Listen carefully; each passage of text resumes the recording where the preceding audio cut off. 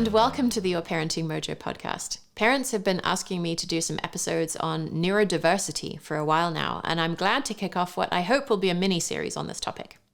Today we start at the beginning with a look at what neurodiversity is, and I will say that as I prepared for this episode, it reminded me very much of the episode we did last year on giftedness. Both episodes have the sense that our children are graded on a bell curve, and there's really only one precisely normal child at the top of that curve.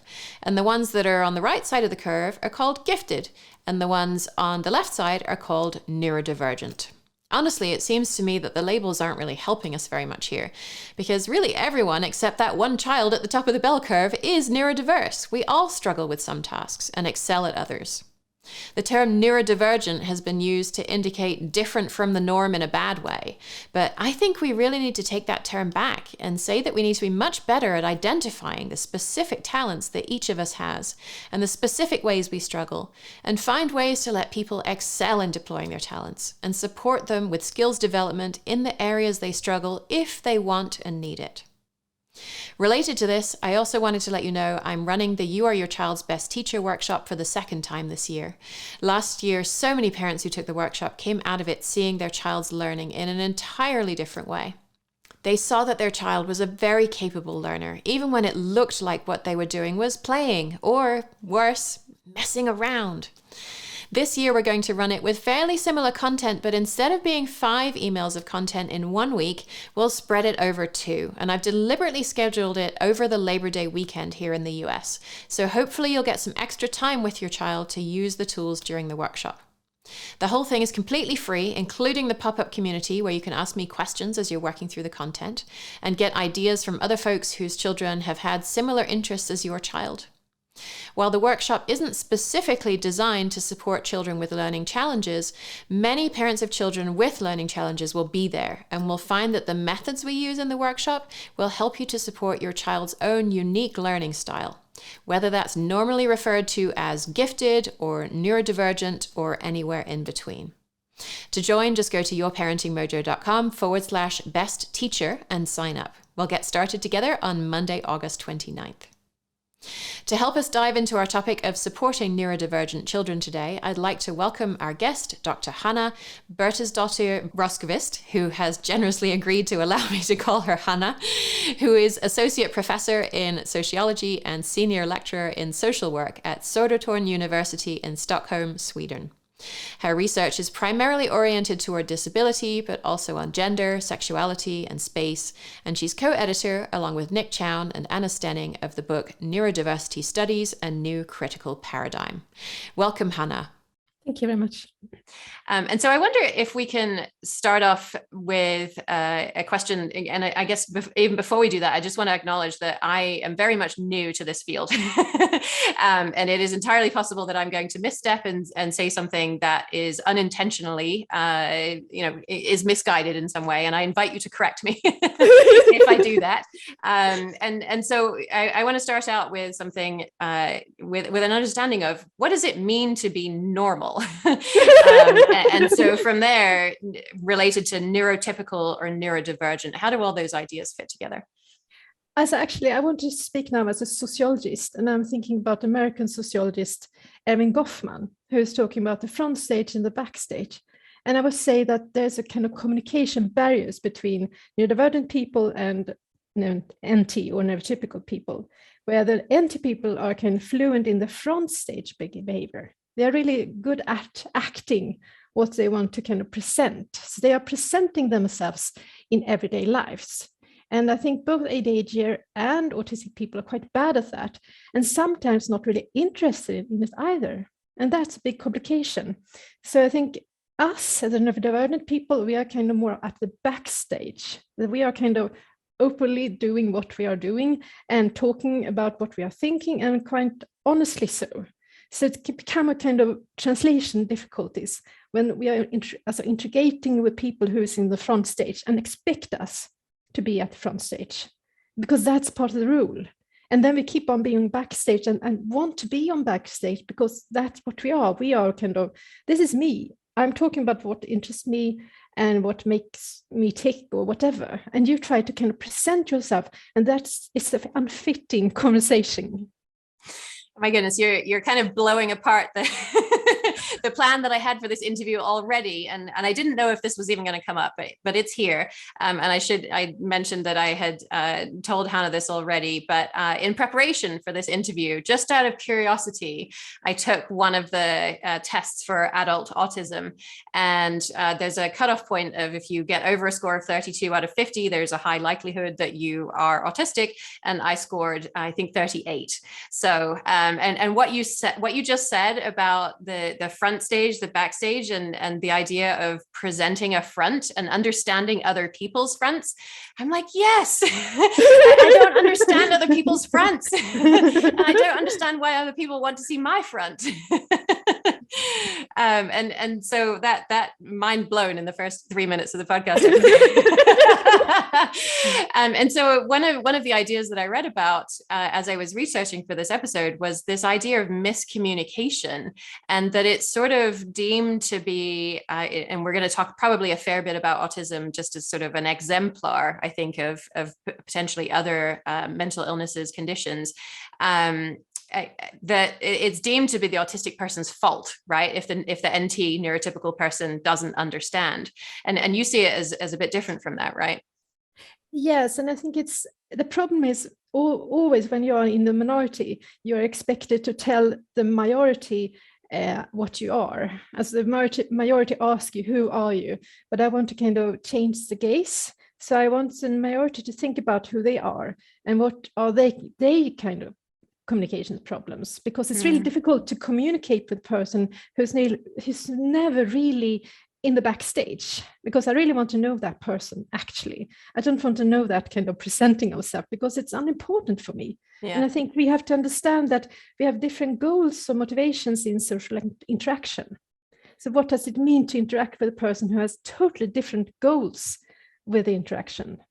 And that's the kind of the translation barriers. And that I think is the important, that it's not about difference. Actually, it is a difference, but it's communication translation difficulties. Mm-hmm. There's no neurotype who has any kind of communications deficits, but we all of us have difficulties translation between us. Mm-hmm. So it's much easier for me to communicate with an autistic person or an ADHD actually than with a neurotypical person, because we have kind of similar common grounds. And I think that's hard when you are kind of, for instance, I'm in social work. So when you're a neurotypical social worker and want to work with an autistic person, it's really hard because you are communicating differently and perhaps you're not aware of that. Yeah. So you have the first step is to understand, oh, I'm a neurotypical person and I'm communicating at front stage with a person who's communicating at backstage. Mm-hmm. Yeah. Okay. So where did these ideas come from? Like where did the idea that there is a normal, heavy air quotes for those of you who are only listening, a normal person, a neurotypical person, and that everybody else is somehow different from that and deficient? At first, I think it was the movements, as both the UK movements and the American. I'm not sure the beginning of it, but it's really a movement thing. It's not like researchers getting the idea, but the movements is formulating this alternative way of thinking. And that's born of the idea of neurodiversity, that we are all different.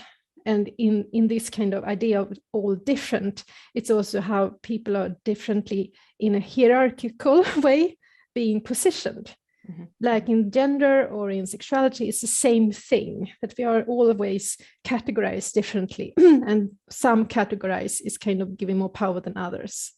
And here it's the formulations of neurotypical as the heterosexuals or the white people or the men, whatever, they are having that kind of rights interpretation, and that they worldview is kind of the normal one or the expected one.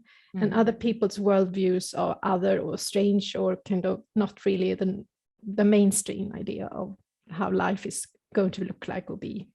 Yeah. It seems to me to be very much linked up with the idea of testing. And because before there was testing, like how would you even know if somebody was normal or not normal? And then we had all these intelligence tests and during the war, and trying to separate out the normal people who should go to war and the not normal people who shouldn't.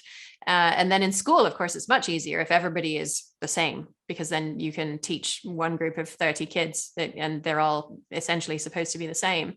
And I imagine it creates enormous difficulties for anyone who is not the same enough as the mainstream class. Yeah, and I think most people are not normal. So that's also a problem. So I expect it's like looking at the very kind of at the top on the normal curve. Yep, you're looking at that student, and almost never there is such a student. Yeah. So it's complicated for all students, but it makes it more complicated for some than others because some can pass, some can kind of almost be in the middle. Yeah. I imagine that's what I've been doing for most of my life, is passing in that way. And instead of recognizing that and that I have certain things that I do very well and certain things that I struggle with. And I guess in my case, I'm lucky that the things I do well align with what society says is acceptable and wants to see. And there are other people whose strengths are in a very different arena and their strengths are not recognized. Yeah, I would say it's same for me, because I'm kind of happened to got into the academia and the career that was really suiting me. So it's not a problem to be autistic in my position. Yeah. In my way of being autistic. Yeah. And so this brings up a language point, and I want to be very intentional about the language that you're using today. And you're saying being autistic person. Why do we say that instead of a person with autism? I think it's a matter about again, the personhood, that if you're thinking autism is something bad, you don't want to kind of connect that to a person. You dream or you hope for the person to be try to get rid of the autism. But for me, autism is my way of functioning. So I can't rip the neurotypicalness from a neurotypical person, because it is part of the personhood. And for me, it's the same thing. I can't kind of rip it out of me, because it's my way of being. Mm-hmm. But the difference is between if you have an identity, that's the next step almost. You can have a feeling that this is your way of functioning, that's fine, but perhaps you don't want to identify with it. And then it becomes a kind of difficulty that you still want to kind of identify with a neurotypical kind of identity or a neurotypical community, because then you always are in a kind of trouble, because mm-hmm. you know you can't really become neurotypical, but you really want to. Mm. So I think it's very similar to the queer community, that you may have an homosexuality or be homosexual, but you really have to identify as homosexual in order to get a good life in some way, because otherwise you always will feel like you're not really whole in some way, I think. Mm-hmm. Yeah. And so this idea of curing autism and curing other types of mental illnesses seems to be grounded in the medical model of seeing people, I guess, really. Can you tell us a little bit about how you see that model and whether it works for us? Yeah, I think a misunderstanding on neurodiversity paradigm is that it doesn't acknowledge people's difficulties, because I think it's not about not acknowledging. It's like more like we have different functionalities, and you have to be acknowledging your whole function, and that might imply that you have some mental disabilities, not mental disability, but psychiatric illnesses such as social phobia or depression. It's really common among autistic people to get depression and suicidal, and so that is not autism. That is a mental or psychiatric illness which we need support with. But it's not about curing autism. It's not like, oh, I'm successful now because it doesn't look, you can't see on me that I'm autistic. Mm-hmm. Rather than I don't want to be depressed, and I want to have support with my depression. Yeah, because I want to have a good. I want to be, I don't want to have a mental illness, but that doesn't mean I don't want to be autistic. Mm-hmm. So I think the medical movement is kind of misinterpreting what is the problem. And I think the problem is a high amount of people, autistic or ADHD, who have a lot of mental illnesses. That you have a depression, that you have anxiety, that is the problem. Mm-hmm. And you also have a lot of ADHD and autistic people who have difficulties to get an employment. That is not about autism or ADHD. That's about you need employment in order to become an adult person and to live a good life where you can support yourself. Yeah. So I think it's mostly a matter of direction, as the medical model is focusing on the person, that the person is something who is needed to be adapted or cured. But I think when I'm thinking about neurodiversity, it's more in line with the social model disability, where it's like, well, I do have difficulties. I do need some support. But that's mostly because my kind of way of functioning isn't suitable in this kind of society. Like in school, if you have this kind of normal curve, and I'm not in that kind of the highest position on the normal, I will need some support in order to survive in school, to learn something at all. Yeah, and it seems that the medical model is trying to cure us and push us as close as possible to that norm, figuring that if you're cured of autism, then your problems of depression and everything else won't be there, because you won't be autistic, you won't have autism anymore. Instead of saying, well, why is this person depressed? Is it because society is telling them you can't have a job because you don't function in the way that we want you to function in that job? And instead of changing society and making society more accepting, let's just make the person change and fix themselves.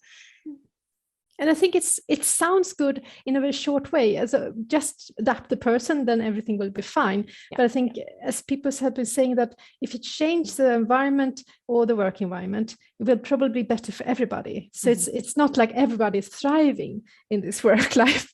It's like more like some people are really, I wouldn't say surviving, but it's almost like some people try to survive and some people do it all right. But there's no thriving that's the difference. Yeah. And so there are a couple of other models of ways of looking at this. And one of them is called the social model. And it's the idea that it's not that having any sort of, physical disability as an example is not a problem. It's the fact that buses are not accessible to people with physical disabilities that's the problem. And I've seen criticism saying that this still requires some kind of comparison with quote unquote normal functioning, and requires that we see some sort of deviation from that. Do you find the social model to be useful, or do you see those same flaws?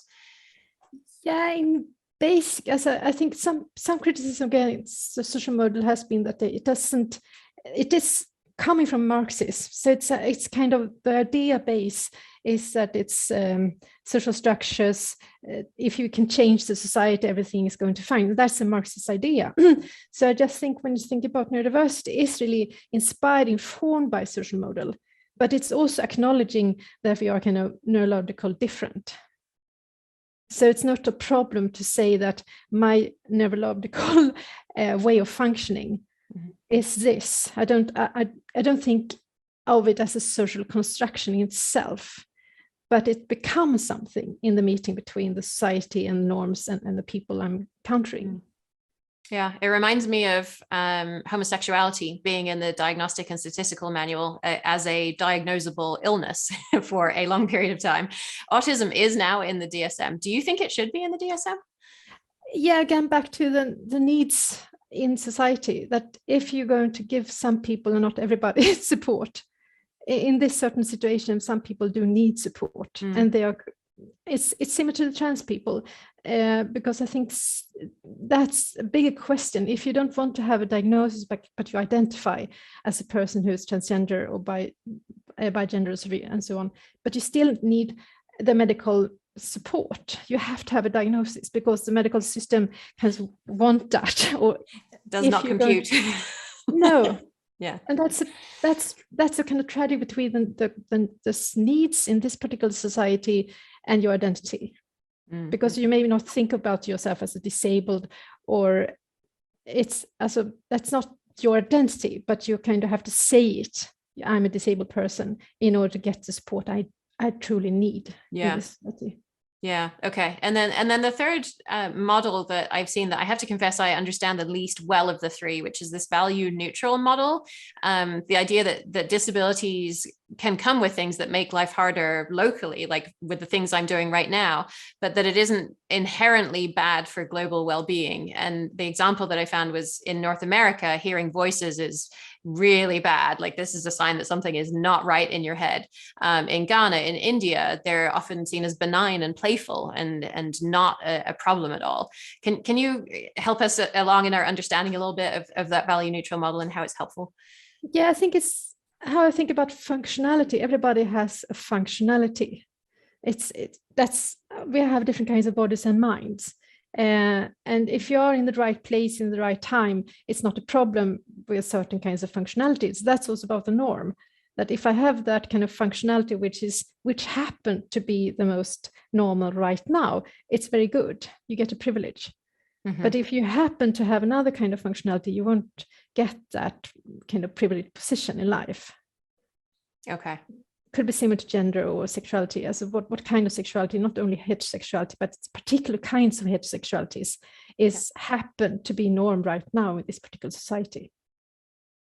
Okay. And it's just by accident where you happen to be born, what culture you happen to be born into that says whether what you are is accepted or not. Yeah, because some parts of my Swedish way of living wouldn't be acceptable in other parts in the world. Yeah, like I'm living solo. I'm a middle-aged woman living on her own in my little flat. That's for me, it's comfortable and functional and quite normal in Stockholm, in the capital of Sweden. Mm-hmm. But if I went outside somewhere else, maybe people would think, oh, you have to get a partner. So I know that researchers in the field of autism have sort of led the field in terms of neurodiversity research, which is why we're focusing on autism, even though we're talking more broadly about other kinds of neurodivergences. And so I'm just wondering about the ways that autistic people communicate with the world that can be very different than what neurotypical people are expecting. For example, I think it being difficult to pay attention to things that have multiple layers, right? And conversations are things that have multiple layers. Right now, you're watching my face and my hands, and you're listening to the sound and trying to read my body language a little bit, and that it can be difficult for autistic people to do those kinds of things. So what should neurotypical people who are interacting with autistic people know about those interactions that maybe they don't know because they haven't had exposure to autistic people? As at first, I want to say something about the difference in non-verbal communication, because I don't think autistic people generally lack abilities to communicate with non-verbal communication, but they don't looking like they are doing it. So when I'm kind of in a space with only autistic people or in a never mixed crowd, I feel a lot in my body. And that has been actually researched by, I think it's an Australian pedagogic researcher, education researcher, Stephen Shore, who's talking about fusing. And it's also been kind of said in circles on neurodivergent psychologists that they can feel from their clients what the clients are feeling. And that's a lot of non-verbal communication going on. But neurotypical people may not have that possibilities. There's differences in non-verbal communication. So neurotypical people have their way of doing non-verbal communication, and autistic people are doing their way on non-verbal communication. And I think that's also hard for researchers to get, that when I kind of encounter, perhaps for the first time, as I was doing when I was doing my first ethnographic fieldwork with autistic people, I just had to understand that they are not going to give me that kind of, hi, how are you, blah, blah, blah, this thing. And they're not going to communicate with their faces, but I feel a lot of things from them. Mm-hmm. And I have to be kind of aware of that. They're communicating their nonverbal experiences to me in different ways. Mm-hmm. And what do I do if I'm a neurotypical person who really can't get that? Because I think some neurotypical persons and researchers, they are quite sensitive, so they can kind of do the kind of translation thing. including getting those kind of non-verbal signs. But if they're looking in the wrong directions, even when if you are a person who is kind of perhaps doing classrooms observation, if you are in education, you may not see what non-verbal communication is going on because you're not really adapted to looking at that. So I think for neurotypical persons, it's a lot about being aware of your way of communication and the barriers that communication is doing. As if I'm going to communicate with an autistic person in a neurotypical way, that person is going to start to try to interpret and try to adapt to your communication. And I think the thing for neurotypical persons and research especially is trying how can I avoid that adaptation to start, because then I won't get that inside perspective, which I actually wanting to have. When you see research where neurotypical research is saying this is a first person story, it's supposed to be honest, it's supposed to be that kind of real honest autistic story, but maybe it's only a autistic person trying to adapt to the neurotypical person's way of communication and way what that person is interested in asking, as the kind of questions neurotypical research is asking autistic people may not be relevant. I don't say they are unrelevant, but sometimes it's like they try to, but they're missing the point because they don't really get it. Yeah, I think that's part of why it's so many autism researchers now coming along, and it's very, very recently that they're starting to ask other questions with other ways of asking, other methods. Yeah. What other kinds of questions are they asking, and how are they asking them that makes the answers different? I can only talk about myself now, but when I was starting to try to get other stories, I realized we have to starting to make more of for instance, when an autistic person is kind of answering my questions, he or she will answer them in a way they think I want them to be answered. So in order to get other stories, I need to make new ways of asking. And for instance, currently I'm working quite a lot with autoethnographic ways of researching. So we are writing groups with different kinds of neurodivergent people who's writing about our experiences. And in that collective writing, you start to work out and narrate different stories. So for instance, if I am a collective of authors are writing about my anger, at first I will start kind of talking about or writing about my anger in a certain way, but when I kind of interact with other people's stories of angers, it will kind of, my own way of my kind of own story about my anger will develop. And it's not to say that the anger is a social construction, of course it is, but it's also about enabling other ways or other stories about anger. So I think that's a bit of a problem if a neurotypical person is trying to get that story, or that alternative, this actually perhaps not a deficit laden or a story which is stored in relationship to the DSM manual, but actually wants some other story. That person need perhaps to go in that story building too, like you're getting it. Don't keep on your distance, but get into the storying and try to become part of the storying. I'm not sure if I make them clear, but yeah. No, I think what you're getting at is that, I mean, it should be autistic people who are asking the questions and saying how the questions should be answered to get to a point where the research is actually useful to people who, you know, to autistic people. And that if it's only about the neurotypical researcher asking the questions and saying how the questions should be answered, then we never really get the whole story. I guess I'm thinking how that links to the ways that children learn, because it's probably a neurotypical question on a curriculum that is being asked by a neurotypical teacher, and you never fully allow the autistic child to express what is really true for them in that paradigm. Is that right?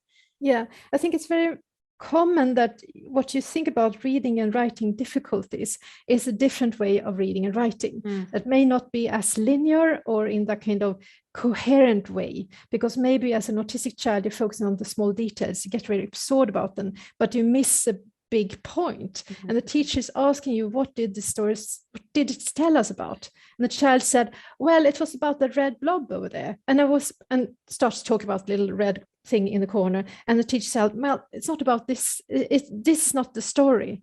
You're kind of missing the point. And I would say, what is the point? What is the story we are going to tell about the book we have read? And how are we going to write about it? Yeah. I really acknowledge the difficulty with dyslexia and so on, but I think it's also when it's another way of reading and writing and it's not acknowledged, rather make it made into a deficit way of reading and writing. Absolutely. I mean, I'm just reminded of every curriculum that I've ever read that says that by whatever age, the child will be able to read a short story and understand what the point of it is. And if the child can't do that, then the child is deficient. So that's absolutely hitting home. And I think related to that, I think other challenges that children can have in schools is when autistic children are making physical movements, making sounds that are considered to be distracting to the class and are seen to be something that needs to be squashed. And when you're not doing that, then things are going to be better for you and also for the rest of the class. And I learned a bit more through doing this research what autistic children are actually doing when they're making these movements, when they're making these sounds. Can you tell us some more about that? Yeah, partly I think it's about stress management, that you're in a class in a situation which is really, really stressful for you. So you need to kind of manage that stress energy. So it's almost like you're in your body is kind of constantly getting a lot of impressions, and you can't really process them in the time it's needed. So you need to kind of get that pressure out or try to make the processing go smooth. So for instance, when I'm in a situation when I need to kind of focus, maybe I will write during the dialogue, or I will write during when I'm listening to something, because that makes my mind more focused on what I'm actually listening to. Or my hands starts to move, and I think, oh, did that? Yes, because that's also part of perhaps for me to keep the focus, to kind of support my processing. And when you are hearing as a young child that no, you should keep your hands folded, don't do that. Quiet hands. Quiet hands. And well, it's helped me to focus on what you're saying. Yes, but you should look in my eyes instead of doing this with your hands. Yes, but if I just look at your eyes and won't be able to do this, I won't listen. I won't hear what you're saying. So it's really a matter of acknowledging different ways of processing impressions, and in a kind of think that most, or not most, but I hope a lot of pupils want to listen, want to learn, but they must be given the possibilities to do it in their own way. Yeah. And so I think this goes back to, again, what you opened up with, the idea about these communication difficulties. And I know that there's a big sort of thread of the research in the autism literature on whether autistic people have theory of mind, which is the idea that other people have different thoughts from you. And it almost seems as though neurotypical people lack theory of mind related to autistic people. And so I'm wondering, I mean, yes, I think neurotypical people should be taught how to navigate these situations, right? It shouldn't be the autistic person always having to change the way they interact with the world. What should neurotypical people do when you encounter somebody who is using these techniques as a soothing, calming method? So at first, I think you need a curious mind. As I won't just, when I look at that person doing that thing, understand what is meaning, what does it meant to that person. So perhaps as a teacher, ask, why do you do this? Or what does it make you feel? And also to observe, as a person perhaps start to do this in particular situations. When there are a really kind of stressful situation in the classroom, perhaps a person starts to move more. And there might be connections between what is happening in this environment and that person's movements. And to kind of understand that kind of movement or the way of talking or behaving, always in the interaction with the social moment, the social environment. Yeah. Yeah. And sort of moving on from there into what children are actually learning. There was a chapter in your book written by Matthew Belmonte. I'm not sure how to say his last name. He writes about a residential summer course that he wanted to attend, and the children determined what they were going to learn each day. and the program was designed to make this optimal match between the students' abilities and the skills that they were learning. And the whole thing was sort of constructed as a recreational activity rather than therapy, and yet they found it therapeutic. And I really think what he's saying is it's therapeutic for autistic individuals to follow their interests and define their interactions, which sounds so much like interest-led learning, which is what I do with my daughter, and which I think neurotypical children, all children, would benefit from following their interests and interacting with others in a way that supports their own skill building. And I was just, do you think there should be more space in schools and in other learning environments for this kind of learning? Yes, because I think if the main point with school is that people are going to learn something, if it's not, okay, then we don't have to do this. But if they want people to learn something, then we should change the way of the teaching. And I don't think a problem, because I was quite interested in some religious cults some part of my life, and I was able to do a special work about that for a whole term. I could kind of deep into that and make a lot of things about, and that was fine because that was part of the curriculum. Curriculum. I think yeah. So I think it's and a similar thing when I was starting to learn English. It was really hard for me to learn English because I was so uninterested in kind of trying to get the verb right. And I almost got not acceptable. I was not passing my English tests, so I got an alternative opportunity, and then I was able to just read English books and then write about them, and then was just fine. Sometimes it's not like I just have to be able to do what I really like, but kind of change the way of teaching, that the child won't be able to perhaps learn English through listening to different kinds of grammatical uninteresting ideas or sentences, but to read books or to listen to soap operas, whatever. Because what do you really want the child to do? Well, the child is going to learn English. So it's fine to look at soap operas because in some way you're going to get English from them. Mm-hmm. If you're interested. Yeah, I'm staying with a friend who's a fluent French speaker and learned English from TV comedies, basically. and yeah, she could have taken a course and progressed step by step, but she learned English very effectively from sitcoms. So yeah, there are multiple ways of learning something. And so sort of shifting gears a little bit, and maybe linking back to the idea that you opened with, which is the sort of front stage, backstage, what we present to the world. I know that Greta Thunberg is autistic and places where she says she has a really low value on social conformity, and she doesn't tend to pick up on other people's social cues or the thoughts. And if she had, maybe she would have done something different with her life that has been less effective than some of the things she's been doing. And so I was wondering that it seems as though we need people. It's not just that we have to, find out how to accommodate them, but we need people who are wired differently, who are willing to say things that other people are too scared to say. Can you tell us a bit more about the value that you see neurodivergent people bringing to society? Yeah, so first, we don't, when the person is born, we don't know the value of that person in life, but we can expect that if the person is given the right opportunities, he or she is going to be more of a value to society than if not. So I think for me, it's again back to, if I think about when I do research about work life, sometimes I really think, what is work life actually about? Are you going to produce, or are you going to be social with your friends at the coffee breaks? So that's different kinds of values. So if you really, really value productivity, or if you really, really value social ability at the coffee breaks, it's different kinds of work life you want. But at least for me, work is about production in some way. It's not only about the coffee breaks. So if you want people who's brilliant at coffee breaks, maybe you shouldn't do work life. Maybe you should do some leisure. I think that's a place for being social at coffee breaks, is to be in your leisure time. But if you want people to be productive, maybe the coffee breaks is not for everybody. So I think it depends on, some people do need coffee breaks to be productive, and they really need that support, because I think coffee breaks in Sweden, we have laws to be, you have to be on your coffee break and your lunch. That's part of the law.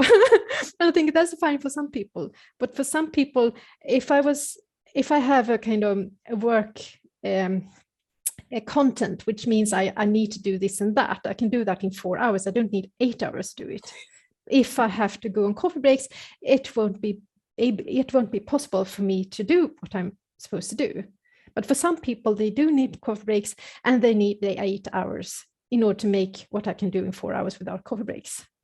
So I think it's just a matter of give the people the opportunities they need in order to be what they was supposed to be doing. I think parenthood or in work life. What is the thing? Are you going to bring up a child who is happy or quite functioning? Or are you going in your work life to be a quite productive person? Yes, but what do you need then in order to become that parent or that work person? Yeah, and that sort of takes me to a bigger question about how we can support neurodivergent people more effectively than we are right now, because right now it seems like such a struggle, right? The structure that you're saying, the 8-hour workday where you take coffee breaks and you take lunch at a set time is just the norm. And yeah, when we first had COVID shutdowns and people are saying to me, well, do you miss going to the office? I'm like, no, I don't miss going to the office. I don't miss the coffee breaks and the water cooler chit chat and all that stuff. I am quite happy to leave that behind. Thank you very much. And so maybe sort of starting with workplaces, what are some of the kinds of things that workplaces can do to be more welcoming of neurodivergent people, and not just sort of with the goal of including them, but with the goal of truly seeing their strengths shine. So maybe we could start with workplaces, and then we can look at some other places where we need to do work here as well. Yeah, but I also think that if you have a company, what do you really want to be done? Also, do you want a certain production be done? Well, then you have to kind of enable that all of the workforce to do that, what you're supposed to be doing. So I think it's a matter also of what is your main goal. It's not to be including of all different kinds of minds, but you want to have a certain kind of production. Mm-hmm. And then different kinds of minds needs different things in order to be as productive as possible. So if you don't have to have a person at the coffee breaks every day because you prefer that person to be productive, then it shouldn't force us. It's really why do you force a person to be at the coffee breaks if that disable that person's productivity? And what is the problem to say that everybody have different ways of functioning, and some people do need coffee breaks in order to be productive, and that's fine too. Mm-hmm. Yeah. But not to force people into one mold that we assume works for everybody when it actually doesn't. What about parents? Because it seems like there's a really a big topic here, because the parent is probably the one who first gets the diagnosis, who is interacting with the doctor and figuring out, well, what support does the child need? And I imagine for many parents who are on this journey that there can be a period of mourning where we have this idea that we're going to raise the perfect child, and all of a sudden they're not perfect in some way. What do you see as the parent's role in effectively supporting neurodivergent children? At first, look at themselves. Also, most times people who get autistic children are autistic themselves, but they're perhaps not acknowledging that, and that's a real problem. When you're an autistic person yourself and you don't really want to be, you don't want to be autistic, and then you try to force your child to be as non-autistic as possible because that's what you have been brought up to do. So I think it's first is to kind of get your own kind of self-knowledge and to understand how you actually are functioning, not how you're supposed to function, but how you actually are. And then try to learn or teach your child to manage. It's similar to, I think, when you're a Black child in a white neighborhood, that your parents have to teach you how to navigate in this white-dominated society or neighborhood. you need that tools as a child. Mm-hmm. Yeah, and we wish that wasn't the case. And until it is, until we don't have to have those conversations anymore. And I think that speaks to the role that neurotypical people can play in this, which is I have read some of the research on the ways that autistic people do and don't form friendships, and there's sort of this idea that autistic people fail to form friendships, when actually what they're not looking at is that pretty often the neurotypical people are hostile towards autistic people, and this is somehow seen as a failure on the autistic person's part to make friendships. And so it seems to me there's a really big responsibility on neurotypical people to shift the way that they are perceiving autistic people, neurodivergent people. But it's also about what is friendships. Yeah. Also, again, back to motivation, and I think when I think about my teen time, I was not a problematic teen, but I was quite a lone teen, because I really didn't get the girlhood thing, the girl gangs. Mm-hmm. And I think for me, it's better when I kind of just am together with one person, and that we are not doing that girl thing together. We are just people having a nice time together. Mm-hmm. But I really felt it was difficult to be in that girl situation, because you're expected to be in this very kind of hierarchical thing, that you're positioning yourself with very, very small means. You're trying to position yourself in that group as a normal girl. And that can be quite hard, both hard and quite, you're really at risk of being, I would say, ostracized. Yes, yeah. Because the other girls, that's part of the show also, that mm-hmm. that in the girl gang you're ostracizing perhaps one girl at the time, and this week it's that girl, next week if it's the next, as it will always be some perhaps in the gang who is part of it's a friendship thing mm-hmm. that you can ostracize. Yeah, we just did an episode on this a few weeks ago. So yeah, very, very deep into this. And so, yeah, so much of that is about reading signals, right? And all the subtleties and all the different conversations, and what this conversation with this person and that with that person. And it's a lot to keep track of and understand and manage and navigate, isn't it? Yeah, and if you don't feel that that's actually all right, because I heard autistic friends who saying that I hated to be in that girl group because I didn't think it was right of them to treat that person that. It's not only about me, it's also they're treating each other very bad. Mm-hmm. So in that way, I think neurotypical communication sometimes is really bad. That's part of it, is to kind of make different kinds of power games, which people are not really... It's not good for people to be in that kind of power games, but it's kind of a teaching into a neurotypical adulthood, where you're supposed to be able to manage those kinds of power games. Mm-hmm. Yeah. And I also, you did a study where a participant, her name was Helena, I think, said that family and friends make greater demands for women to adapt and to sort of conform with neurotypical norms, and that they feel very affirmed by parents when they do adapt. So what should we do to not force that adapting? Like, how do we even know we're doing it? Yeah, and I think it's really hard, because sometimes you know that your child will survive in the short moment better if you try to adapt, try to kind of pass, but you will be aware that in the end that will leads to depression and anxiety, and perhaps with withdrawal. So it's like in the short run you can say, oh, I really want my daughter to be part of that group, to have friends, but that will be perhaps a very costly decision, that this will mean that the person will have difficulties later in life, or just later in her teen. Yeah. What would the school system look like if it was supportive of neurodivergent children? I think a little bit back to your thing about the corona pandemic, that I think a lot of neurodivergent people actually found it quite good when we had this pandemic, and we could kind of more do what we was going to do. We were listening to the recorded or the live Zoom lectures, and then we just did our the homework and so on. Perhaps our parents were supporting us. Mm-hmm.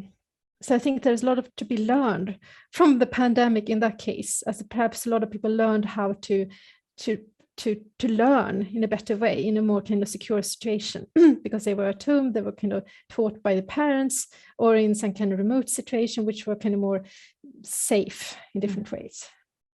Yeah. And I'm just thinking back to one of your studies where one of the participants said, I wish I could just lie on a mat in school, which, that's not cool, right? If you're not sitting up in a chair, eyes on the teacher, paying attention, then you're not learning. That's what learning looks like.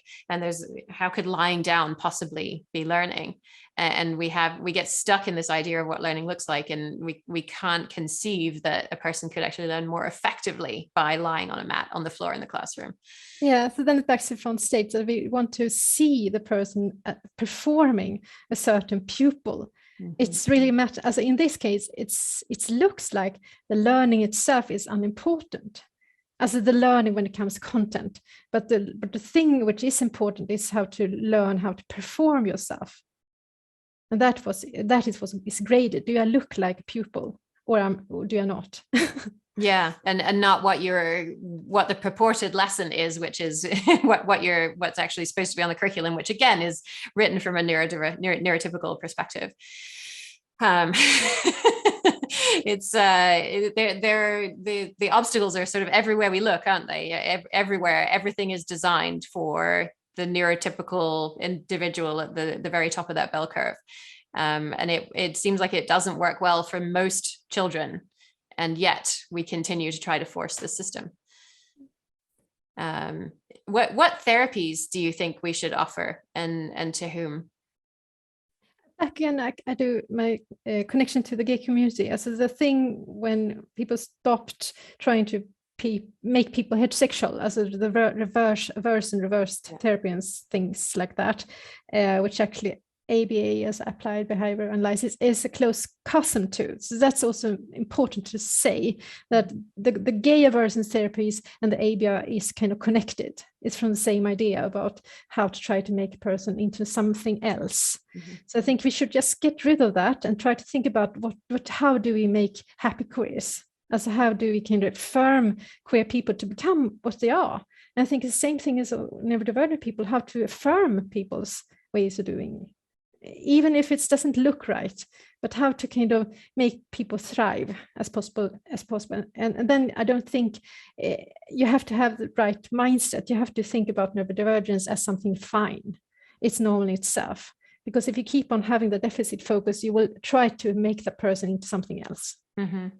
Yeah, and that sort of brings up ABA style therapies, which I know there's a lot of research there. And I was almost thinking that it seems as though the person who is receiving the therapy should have to provide an informed consent to participate in this, which obviously is very challenging for very young children, because it's usually the parent saying, child, you need this therapy, you're going to go.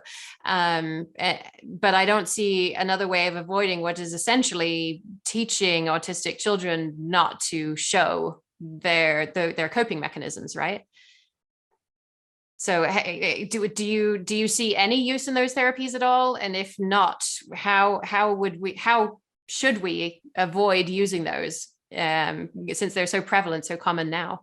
Yeah, and I think that's part of the industry, that they are making a lot of money, and that's always hard to kind of work against. But I think, again, back to the thing about mental illness, is if you want to have some kind of happy adult who's not going to get suicidal or depressed, you can't do this. As you have to kind of, I think there's some, I don't know all of them, but the kind of affirmative kind of, wouldn't say training, but when you look upon pedagogy who's aimed at, who's neurodiverse, as not neurodiverse, but never affirming, they are kind of more where the child is, and try to understand again what the child is doing, and if the child has kind of unconstructive coping strategies, how to kind of support the child to produce other kinds of coping strategies.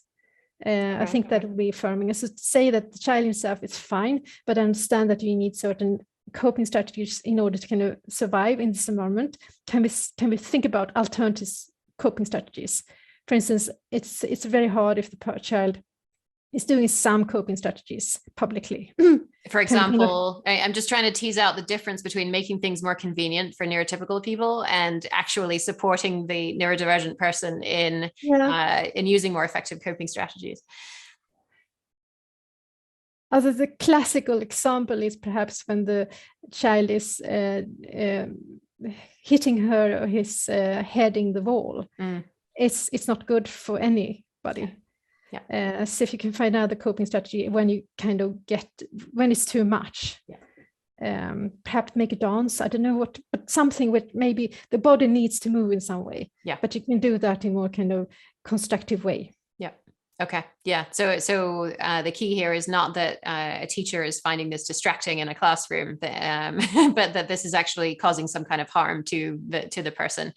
In which case, then a different strategy is useful. So great. Thank you for that. And so I guess I'm also curious about supporting neurodivergent people in becoming parents, because there seems to be sort of an acknowledgement that maybe neurodivergent people shouldn't become parents in the neurotypical world because they're not capable. They're not going to do a very good job of it. What can we do to more effectively support neurodivergent people as they make this transition into adulthood? As at first, people need support groups like neurotypical people, because as in Sweden, people get into different support groups from the beginning. When you're pregnant, you get into support groups for other parents. And I think a need would be to get into support group with the neurodivergent parents. So you kind of learn from each other what is actually needed here. Like a friend of mine, she's talking about because she has an autistic child and she has ADHD herself.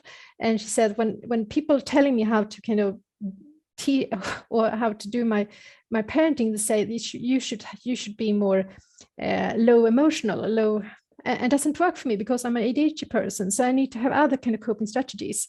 And it wouldn't work either for my child if I was kind of low emotional to her, because she wouldn't feel like I'm authentic. It's better if I just go out. If I get upset and she gets upset, we just move into different spaces. So I think this also is kinds of strategies in order to, because it will be emotional always. As a parent, it's emotional. So you need to learn different coping strategies again than neurotypical parents would need. So I think it's back again to support and peer support that you need to learn from each other. And if you're not as a social worker or a nurse acknowledge the differences between neurotypical parents and neurodivergent parents, but think the neurodivergent parent is just to be in the same group as neurotypical parents, the neurotypical parents won't go there.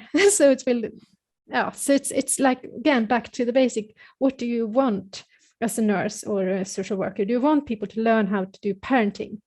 Then you have to adapt to the different ways of functioning. Yeah, and not assume that the neurodivergent parent's way of interacting with their child is somehow deficient because it doesn't look like how a neurotypical parent interacts with their child. Yeah. Okay. Thank you so much. So as we wrap up here, I'm just wondering, is there something that you wish neurotypical people knew about working with, living with, being in life with neurodivergent people that they don't know enough? I think it's back to the front stage and backstage. The thing that I can't, if I communicate with an autistic person, I have to get rid of my idea that we are both acting and communicating on the front stage, because otherwise it will be a problem. I keep thinking or keep doing some things which is not really working well, because you're on different stages. You're on the front stage or you're on the backstage. And so how are you going to find a middle way or find a middle space? Yeah, and a place where you can meet and actually potentially understand each other. Yeah. Yes. Well, thank you so much for agreeing to talk with us today. Your voluminous research was amazing to read through. So I'm really grateful for your time.